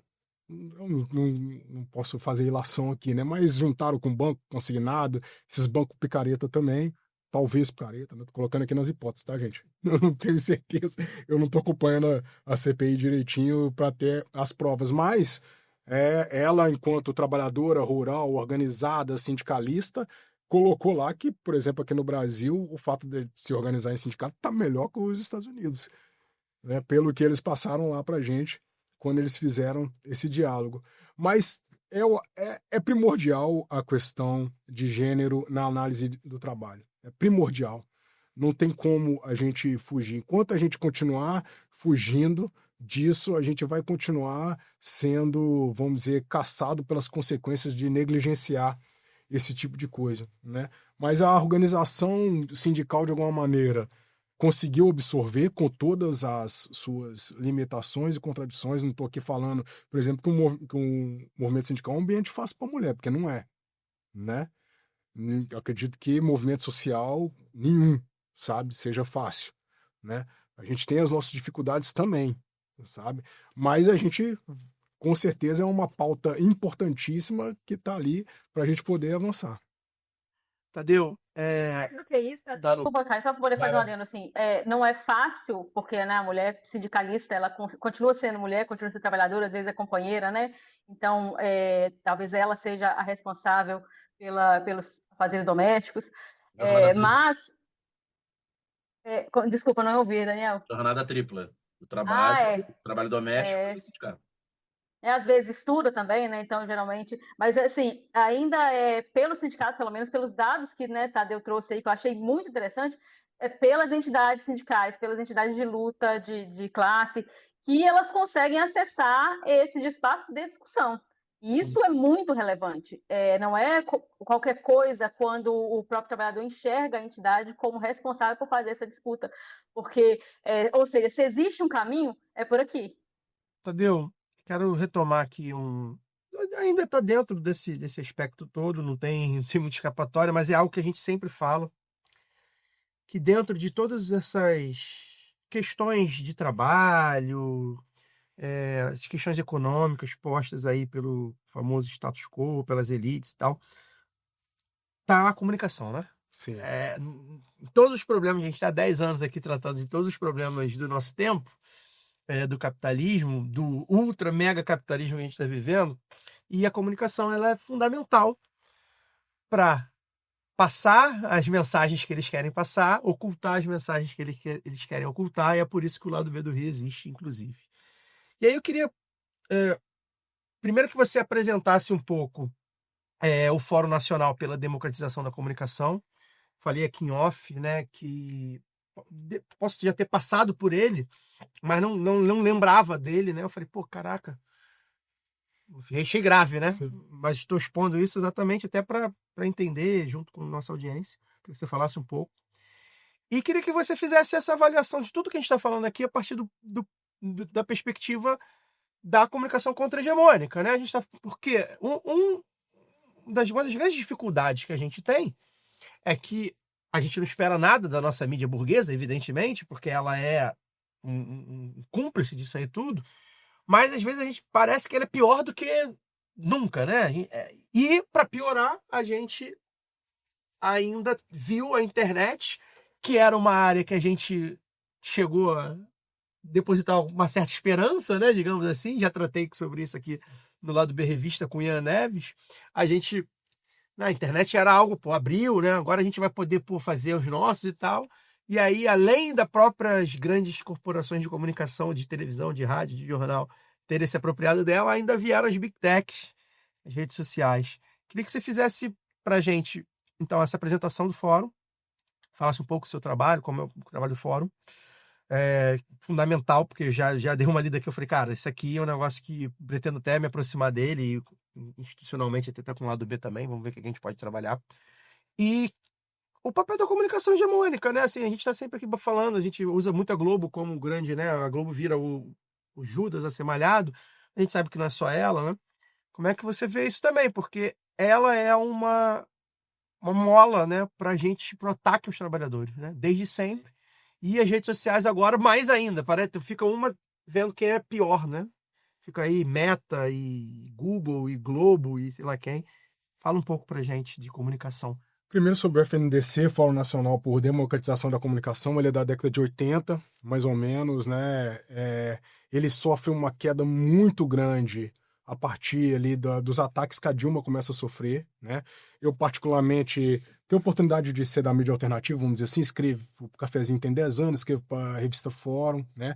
Foi num FNDC que eu conheci a mídia alternativa, assim, de perto, vamos dizer assim, já lia pelo Orkut, né? O Nassif, o Fernando Brito, que para mim é o melhor de todos, eu me inspirei nele para escrever, que escrevia no Tijolaço, para mim... Ele foi assessor do Brizola muito tempo. Ele é o homem que escreveu a resposta ao Brizola. Ele que escreveu aquele direito de resposta. Né? Já conhecia, mas não conhecia pessoalmente. Tive a oportunidade de conhecer através do FNDC. Mas é isso, a verba a partir dali secou completamente. E aí o FNDC não conseguiu fazer propaganda de si mesmo, mas nós estamos retornando. Né? Aos poucos, nós vamos fazer caravana, por exemplo, nas grandes capitais esse ano. A primeira vai ser no Rio Grande do Sul, agora em março. Vai ter uma caravana aqui no Rio de Janeiro. Eu convido vocês para acompanhar de perto. Eu acho muito interessante, cara, como alguém, vamos dizer assim, que participou da mídia tradicional, essa nossa trajetória de comunicação dentro da esquerda, né? Porque eu talvez seria classificado como dos blogueiros, vamos dizer assim, que a nova geração já não alcança mais, né? O Tijolaço, o Brasil 247, a revista Fórum, o jornal GGN, o Viu Mundo, né? Que são essas pessoas que de alguma maneira teve algum trabalho em alguma rede social, né? Já todo um debate de neutralidade da rede, a internet para os criadores não filtrarem conteúdo, e aí foi tudo para rede social que filtra conteúdo. Não, e a gente largou na frente, né? Os blogueiros de esquerda, né? Nós era muito mais a reação à grande mídia, né? Então, eu cito 2 exemplos, que é o da bolinha de papel, do Serra, de 2010, que a gente bateu no Jornal Nacional, não foi pouca coisa. O Jornal Nacional teve que chamar aquele Ricardo Molina para falar que não era uma bolinha, era uma coisa durex, um durex, uma mentira deslavada. O cara foi fazer tomografia. O calçadão de Campo Grande. Você foi ali, né? Ali foi danado demais. Foi aqui no Rio mesmo, né? O calçadão de Campo Grande. De gente séria. Aquela capa criminosa da Veja pré-eleição de 2014, que aí eles sabiam de tudo, que você arranca o Youssef da cela, faz ele mudar a delação com 2 dias antes, só pra ter aquela capa. Lula e Dilma sabiam. Exato, com os dois ali, a Veja antecipa pra quinta-feira o lançamento dela. Ela lança só a capa. Lança só a galera. As pessoas panfletando, pessoas Exato, panfletando na rua a capa, sem miolo, sem a revista. Eu lembro de estar numa caminhada em BH, eu morava em Minas ainda, e as pessoas exibindo a capa pela janela, os coxinhas, que a gente chamava de coxinhas na época, né? Exibindo a capa pela janela, mas ali você teve uma resposta de redes bem interessante que eu acredito que conseguiu conter um pouco o estrago que foi aquela capa que é a mídia tradicional, com o Ministério Público junto, com o escritório de advocacia da Lava Jato. E depois ficou claro que era todo mundo junto mesmo. A gente falava, tudo eram os dois. Esquerda, né? Militante. Lançava na Veja, que repercutia no Jornal Nacional, e a Lava Jato repercutia na Folha e no Estado, com a informação privilegiada do Ministério Público. Mas aí, a partir do momento que Eu não sei, Tadeu, tem até um episódio anterior, mas não sei exatamente se está linkado ao fórum, mas é a mesma organização online, assim, porque a força era muito grande nas redes, né? Desse mesmo, do pessoal do fórum, assim. E teve um episódio de um início da campanha ainda, de 2010 da Dilma, que é o da falsa ficha policial. E também as redes, a articulação das pessoas, dos blogueiros progressistas, depois chamados blogueiros sujos, né? Que conseguiu reverter a ponto de fazer com que né, a mídia tradicional, ainda que notinha de rodapé, desmentisse a própria mentira, né? Isso também é uma coisa bem... Isso me lembrou que... Uma revolta, assim, mas foi muito certeira, né? Assim, uma reação muito certeira. Em termos de comunicação, o Lula está tentando fazer uma mudança que eu tô achando sensacional. Ele começou pelo menos eu vi, né, no podcast do Mano Brown, agora falou de novo no aniversário do PT, que é parar de chamar a rede social de social e chamar de digital. Eu acho que muda muito. Ele até fala no Mano Brown, de social não tem nada. Né? Quando você leva para o campo do digital, aí você leva para o campo dessa dimensão que a gente não consegue entender direito, mas é uma dimensão morta, inorgânica, né? A memória está lá, mas ela não tem alma, vamos dizer assim, que eu acho que é o que o Lula realmente está tentando chamar a atenção para a gente, né? E entre as Big Techs e a Globo, eu vou te falar, eu comecei até a ganhar um pouco mais de simpatia com a Globo. Primeira vez, né, eu já bati muito, que eu tive um pouco de simpatia, foi quando eu vi uma pesquisa mostrando como que os streamings chegou nos países da América Latina. Aí tinha lá Amazon, Netflix, HBO, e só aqui no Brasil que você tem uma competição nacional contra eles, que é o Globoplay. O resto, Argentina, Bolívia, no resto eles dominaram tudo, tá ligado? Aí eu comecei a pensar, a gente tem que estatizar a Globo. Pois é. A gente tem que tomar os meios de produção dela, entendeu? Tem que tomar aqui os negócios. Porque, tipo assim, querendo ou não, né, a disputa mundial ficou muito forte. E as Big Techs estão no centro disso. Acabei de ler o Engenheiros do Caos, né? Daquele Giuliano da Empoli, sabe? E, pô, o que o Elon Musk fez com aquele símbolo nazista? Com o Trump sendo eleito. Aí o cara vai lá, ele muda o nome de Ministério de Defesa para Ministério de Guerra. Olha, é uma mudança pequena de palavra, mas que significa muita coisa. Significa que, de fato, a gente precisa ter uma defesa aqui no Brasil pra gente, sabe? Mas é claro que, né, a Globo é aquele símbolo do 13º vai ser ruim para os trabalhadores. Né? Nunca que eles vão ser a favor, sabe? Mas para mim as Big Techs são piores. Hoje você acha mais urgente atacar aí, né? Exato. A gente precisava de uma nuvem soberana de verdade, não como os debates que o governo está fazendo, que está querendo fazer concessão demais para os meios internacionais. É uma das críticas que o FNDC faz, inclusive, um dos assuntos que nós estamos nos debruçando, sabe? A gente precisa de pensar a soberania digital quase como uma soberania energética. Petróleo, assim, do petróleo mesmo.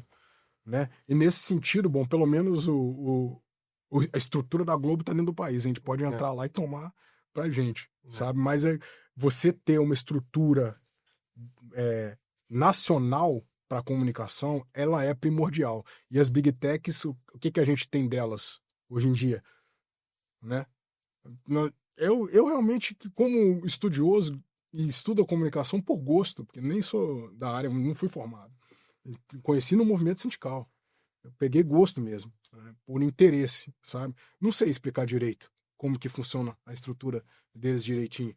Como que funciona um data center, como que você mantém... Não, isso não é muito claro mesmo. Como que você mantém, que diferença que faz ter ou não ter, o que é tá na nuvem, por exemplo, como a Bitcoin da vida.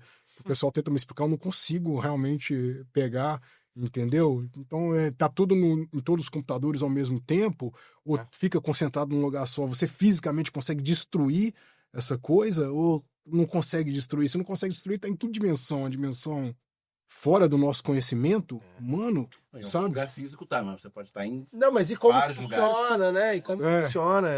Com redundância. E a gente tem esse debate, né? De fato, tem gente querendo construir data center no Brasil, é um debate que tá muito rico. Tem que ter data center, a questão é para quem? É para quem, servido para quem. E aí a gente vai falar sobre isso em breve, a gente já tá... Tem a história do Paraguai, que estão de olho agora, que tem um governo simpático, né? Ao trumpismo, com o Meia Itaipu, dono de Meia Itaipu. Então, uma coisa que pode estar travando o acordo de Itaipu, porque o acordo original de 50 anos venceu, porque pelo acordo original de Itaipu, todo o excedente porque Itaipu ela tem uma capacidade de geração muito acima da capacidade de consumo do Paraguai. Então, pelo acordo original, o Paraguai era obrigado a vender energia excedente para o Brasil. E o acordo venceu, o Paraguai, evidentemente, quer vender a energia dele para quem quiser. Então, o novo acordo está ainda em negociação e tal. Você tem acordo provisório, mas tem papo do governo Trump querendo instalar grandes data centers no Paraguai, aproveitando essa energia abundante e barata de Itaipu para alimentar data centers que, evidentemente, seriam praticamente um canal do Panamá, né? Um terreno, um território dos Estados Unidos como... livre comércio. Para eles. Livre não. Exatamente, para eles. Né? Um território de total controle dos Estados Unidos, sem nenhuma ingerência do Paraguai, que receberia lá sua taxa de aluguel, e considerando como é o Estado do Paraguai. Provavelmente uma miséria. E para que bolsos iriam essa taxa, aproveitando essa energia barata de Itaipu. Mas isso vai ter pano para manga, não. O Paraguai é um exemplo. Mas qualquer lugar que tiver energia abundante e relativamente barata vai ser um alvo para essas grandes corporações, já que o data center ele é fundamental e ele é extremamente intensivo em energia. Um adendo rapidinho, lá no Panamá é o lugar que a gente está mais sofrendo, dos mais sofrendo com o sindicalismo.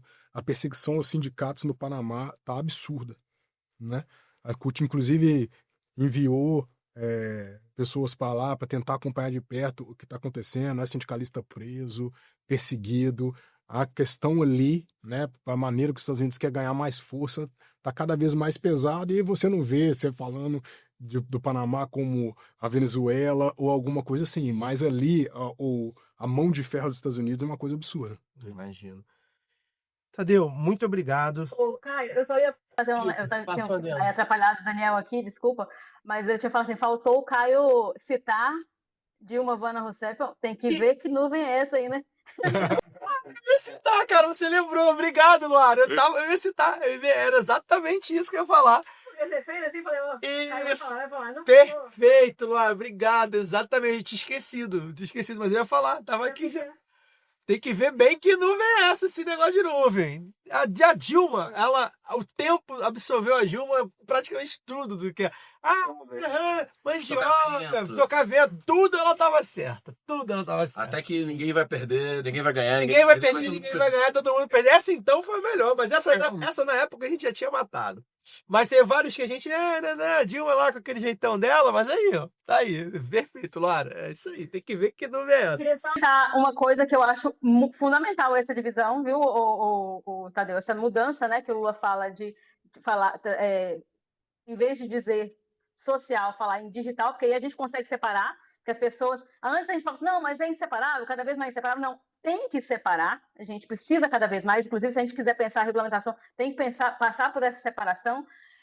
A outra coisa, a gente, tava todo mundo falava assim, no agronegócio, gasta água pra caramba, aí a gente, como é que vai disputar o mundo do trabalho se as pessoas estão fazendo trend de chat GPT, faça uma caricatura minha com base no meu trabalho. Está juntando, gente, tudo que a gente odeia.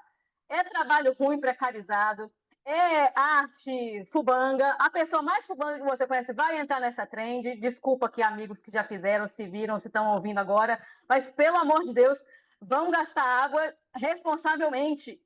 Esse negócio... A crise também é estética, gente. Como é que pode? Não, por favor. Cada vez que a minha revolta final. Cada vez que eu uso a inteligência artificial, eu fico um banho sem tomar.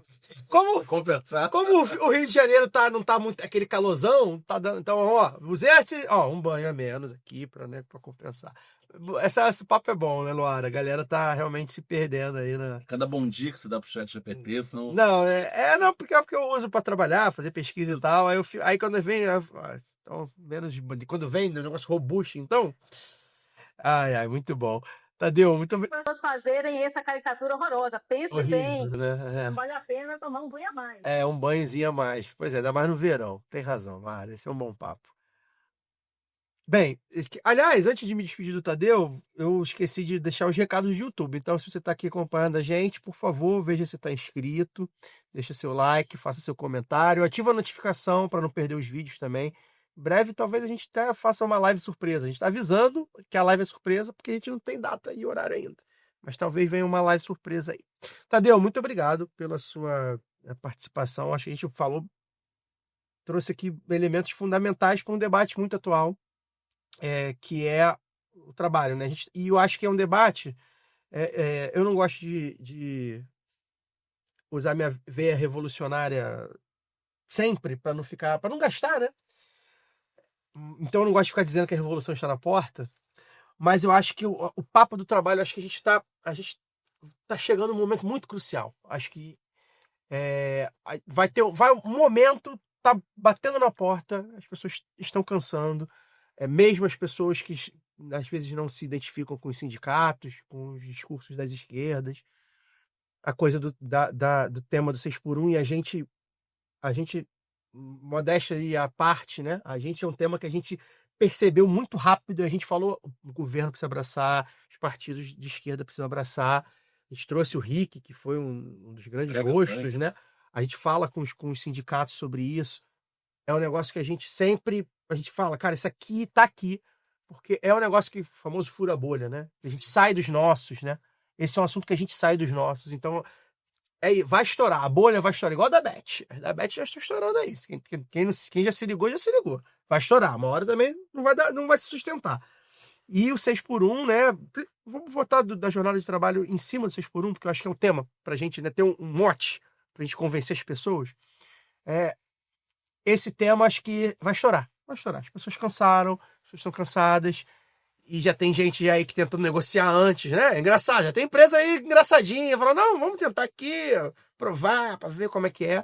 Porque é isso, né? E quando o povo, com todas as suas contradições, enfim, seus problemas, seu chat GPT, usando o chat GPT, alienado, não importa como, né? Quando o povo percebe isso e vai junto, com auxílio, né, das organizações, né, dos sindicatos, dos movimentos que estão organizados para auxiliar, porque é o que é, né? O sindicato é basicamente isso, né? Ele auxilia o trabalhador. Sem o trabalhador não tem sindicato. Acho que a gente está batendo na porta disso, acho que é uma vitória que está vindo mesmo. Eu tô com essa perspectiva, porque é isso, o tempo já é outro, o trabalho já é outro, as pessoas meio que estão mesmo cansadas. A gente hoje, o número de pessoas que acordam cansadas, essa é uma pesquisa boa para fazer, assim, você acordou cansado hoje? E tipo assim, às vezes as pessoas estão acordando cansadas, né? E o trabalho tem muito nesse envolvimento. Então acho que a gente conseguiu falar bastante sobre isso. Obrigado, sua presença foi ótima, espero que você volte aqui. Deixa seu recado final, enfim, como acessa o fórum, como acessa as pesquisas e os artigos, as notícias da CUT, do Sindipeto Norte Fluminense, eu trabalho lá também, por favor, deixa seu recado final, seu Instagram, suas redes sociais, suas redes digitais. Obrigado, cara. Eu que agradeço, Caio, Daniel, Lu. Eu vou terminar aqui falando da avaliação dos sindicatos, né? Você tem uma avaliação de 12% com muita ligação, 40% avaliam bem, né? Vamos dizer 12% de ótimo, 40% de bom, vamos dizer assim, 52%, 20% de regular, né? E 17% de ruim, 9% de muito ruim, né? Dá para colocar uma avaliação boa aí de 52%, regular de 20% e ruim de 26%, né? Falar para a galera que está escutando e vendo a gente para se organizar em sindicatos, que é muito importante.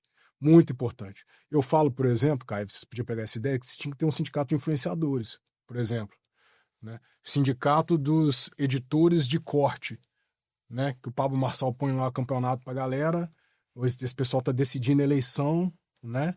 Eles vão precisar de um código de ética, vão precisar de uma organização coletiva, né? O primeiro passo que a gente dá para além da individualidade nessa sociedade que a gente está, muito provavelmente a gente cai no trabalho. Então a organização em torno do trabalho, ela é essencial, ela é essencial. Então se você vê que tem um ser humano que acorda todo dia e faz as mesmas tarefas que você, gasta a energia do corpo individual dele numa tarefa coletiva parecida ou igual à sua, se junte a essas pessoas, cria uma tesouraria, um jurídico, define um presidente, uma comunicação que é importante também, uma formação, 5 pessoas ali, e façam o sindicato acontecer. O sindicato é extremamente importante para a sociedade, para que a gente possa lutar contra o fim da escala 6x1, pela redução de jornada, por melhores salários, que é a grande questão que pegou dessa pesquisa, é a questão da renda, né? Acho que o Rick, ele dá um grande exemplo, como é que foi essa luta do fim da escala 6x1, e a gente sabe que a partir do momento que ela passa pelo Estado, a gente ainda vai ter que lutar mais um pouco para ela se legitimar no dia a dia, né? Acho que a gente está no caminho certíssimo e a gente também não pode deixar a peteca cair. Ou seja, é o trabalhador, no dia a dia ele vai ter que enfrentar o patrão que vai falar, não, primeiro vai chegar com um dinheiro, uma hora extra aqui a mais, né? Depois vai vir com a humilhação, mas se tiver unido por um sindicato, né? Ou mesmo que seja uma associação, mesmo que seja uma coisa nova, como foi o VAT, de certa maneira, um movimento, né?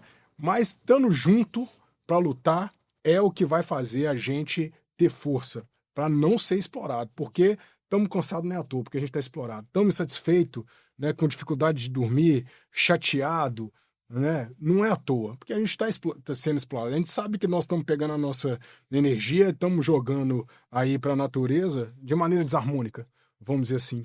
O nosso corpo se chateia com isso. E os sindicatos é uma das ferramentas mais importantes para a gente lutar contra isso. Perfeito. Sobre as redes. Eu segui aí a CUT Brasil né, nas redes digitais, né, conhecer o nosso site, conhecer o nosso trabalho, gente. A CUT é uma central sindical, é a maior da América Latina, é a quinta maior do mundo, é extremamente respeitada. Ela nasce nesse bojo da década de 80, né, que nasce o PT, que nasce o MST junto, né, nesse caldeirão que foi a década de 80 até hoje.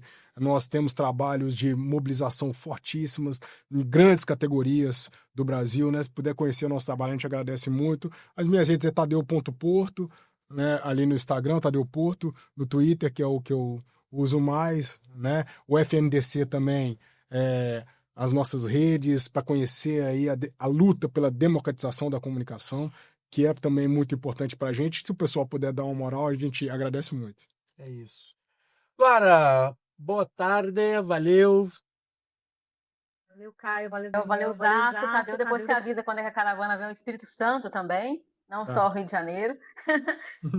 Brigadão aí pelo papo, acho que já falei bastante, mas estou muito feliz desse papo que com você, Tadeu, finalmente ter se realizado, porque já tem tempo que eu tenho falado, o pessoal do lado B, a gente tem conversado também, falou, tá faltando você, e acho que a gente fechou hoje aqui com você essa conversa com chave de ouro.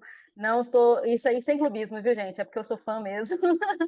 E fico muito feliz quando a gente consegue fazer o debate sobre o mundo do trabalho a partir da perspectiva dos trabalhadores mesmo, sabe? De quem está, inclusive, dentro, militando, falando dessa importância da organização, que é algo que eu sempre trago aqui, mas que ela precisa ser realmente atualizada. A gente sente essa necessidade, né, Tadeu? E a gente sente essa necessidade porque conversa com o trabalhador o tempo inteiro, e isso é uma demanda dos próprios trabalhadores. Então, por mais que tenha essa...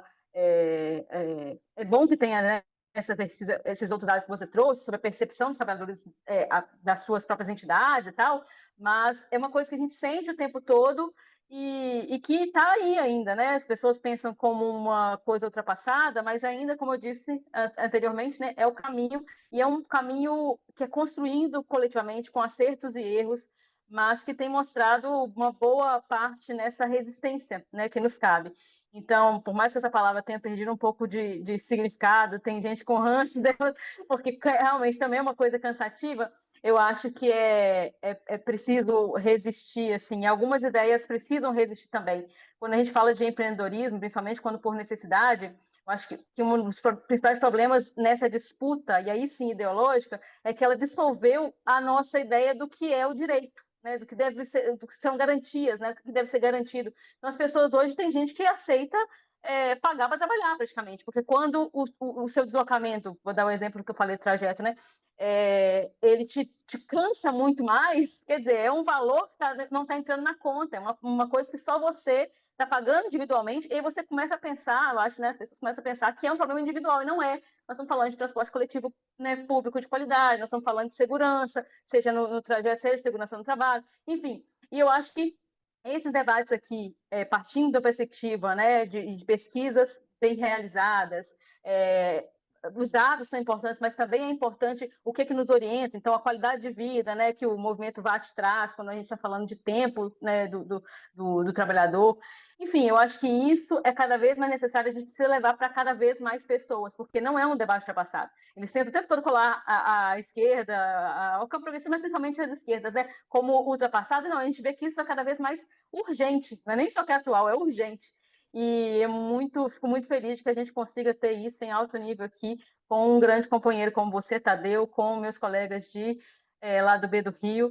E vamos por mais. Até semana que vem, curtam com responsabilidade, porque a gente falou de carnaval aqui no início, eu adoro isso no Brasil, porque carnaval, as palavras perderam o sentido, é pré-carnaval, é carnaval o ano inteiro, é carnaval fora de época, tem uns 4 semanas, tem 2 meses que está tendo carnaval, ensaio de carnaval.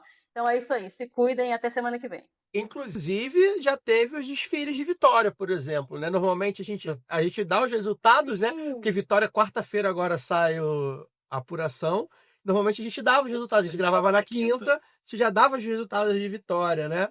A gente dessa vez não vai ter como, a gente mudou a nossa data. Não vou falar aqui agora para poder antecipar, mas será que semana que vem algumas coisinhas já também, até com o resultado. Semana que vem a gente está aí num dilema, porque semana que vem, nosso programa a gente grava segunda, né? E vai ao ar terça. E é carnaval. Então, segundo estaremos na Sapucaí. Segundo estaremos estragados na Sapucaí, dormindo e em bloco e algumas coisas assim. Então, terça-feira é o feriado, efetivamente, então não vai ter programa. Mas a gente tá armando aí, nem comuniquei ainda os meus parceiros de bancada, mas aqui a ditadura Caio Belandi às vezes funciona. E a gente vai tentar fazer uma live aí na quinta, na sexta, vamos ver, de repente, para comentar os resultados, para não ficar muito frio, né? Vou tentar convencê-los aqui. E coloque aí nos comentários pra gente convencê-los para fazer uma livezinha na quinta, de repente à noite. Ditadura democrática aí, ó, pedindo a opinião dos outros. Não. Ditadura não. Ele eu quero usando a opinião dele para o público já. Isso aí, eu quero o apoio popular. Isso aí, esse Daniel matou. Eu vivo aqui. Porque se vocês botarem bastante comentários, eles já se constrangem, eles vão ter que aceitar. Então é assim que é ditadura. Isso se chama tratorar. Não, isso se chama uma ditadura popular. Né? Isso se chama ditadura popular, um governo popular, na verdade. Daniel. Valeu, gente. Bom estar de volta. E a gente se vê semana que vem. Aí, ó. Do pós-carnaval. Aí, ó. Já tem um aliado comigo. Já viu que vai ser difícil de negociar. Já trouxe um aliado. Tem que convencer só mais 2. E é isso, gente. De fato, a gente vai ver como é que vai fazer, porque a gente quer falar dos resultados, né? Se a gente for gravar só na outra segunda, né, é inédito pra gente. Então pode ser que já tenha coisa acontecendo, né? Então a gente tem que falar de política, que é chato pra cacete. A gente não aguenta mais e tal. Então a gente quer falar de carnaval. Vamos ver. De fato, fica acompanhando. Coisa séria. Coisa séria. Então acompanha aí nas redes sociais. O Brasil que dá certo. O Brasil que dá certo, exato. Acompanha nas redes sociais que é possível que a gente abra uma live aí no YouTube, aqui mesmo no YouTube, para falar do resultado, principalmente do Rio de Janeiro. E na semana, daqui a 15 dias, né, a gente volte normalmente para falar de política, de trabalho, de capital. Essa coisa chata aí que a gente fala sempre, tá? Aproveitar aqui para agradecer imensamente o nosso amigo Bernardo, que está aqui, nosso diretor de operador de áudio também. Agradecer também a parceria do Escritório Normando Rodrigues, que disponibiliza esse estúdio magnífico para a gente. Ao Sindicato Norte Fluminense, nossos parceiros aí nesses últimos meses, a gente agradece demais. São eles que fazem o Lado B estar aqui no YouTube, nas redes sociais. O audiovisual, o áudio é uma coisa, a gente está bastante consolidado nos nossos podcasts, no feed, mas o audiovisual requer um cuidado, requer grana, requer investimento, requer tempo, e o Lado B só tem isso graças ao Escritório Normando Rodrigues, ao Sindicato Norte Fluminense. Então a gente agradece imensamente por eles estarem com a gente. Em breve a gente espera anunciar que eles estarão durante esse ano todo, né? De Lado B 10 anos, mas de toda forma a gente quer deixar nosso recado aí. A gente também conta com vocês, né? Como a gente já tem falado ao longo dos últimos episódios, ao longo desse episódio, a gente conta com vocês para que a gente continue aí do jeito que a gente sempre foi, independente, contra-hegemônico e anticapitalista. É o que o Lado B do Rio é. São as 3 coisas que definem o Lado B do Rio acima de tudo, tá bom? Então é isso, acompanha aí, provavelmente a gente volta na semana que vem para o carnaval, se não, na outra terça daqui a 15 dias a gente estará com vocês. Forte e amplexo, tchau, tchau.